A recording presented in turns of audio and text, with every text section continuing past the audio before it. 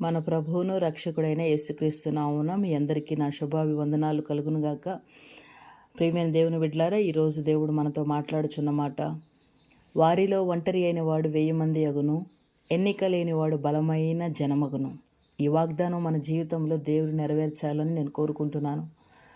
నీవు ఏ పరిస్థితులలో ఒంటరిగా విడిచిపెట్టబడినా, నీ ఇంటిలోనే, లేకపోతే నువ్వు వెళ్ళుచున్న చోట, నువ్వు పనిచేసే చోట, నీ యొక్క కాలనీలో, లేదా నీవు ఉంటున్న స్థలాలలో, నీవున్న గ్రామంలో, ఎక్కడ నీవు ఒంటరి చేయబడ్డా, లేదా ఏ పరిస్థితులు నేను ఒంటరిగా చేయబడినా, ప్రభు అంటున్నాడు, నిన్ను నేను 1000 మంది జనులగునట్లుగా చేస్తాను. నువ్వు ఎన్నిక లేని విడవుగా ఉన్న బలమైన జనంగా నేను చేస్తాను.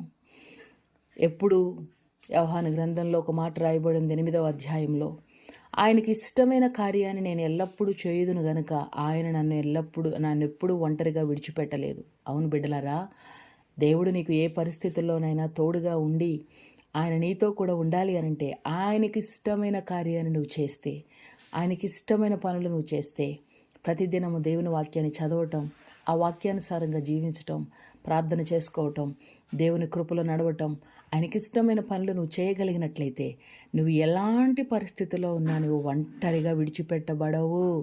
కారణం, సర్వ సృష్టికి ఆధారుడైన దేవుడు, నిన్ను సృష్టించిన దేవుడు నీకు తోడుగా ఉంటాడు. ఈ మాటలు దేవుడు దీవించునుగాక. ఆమేన్.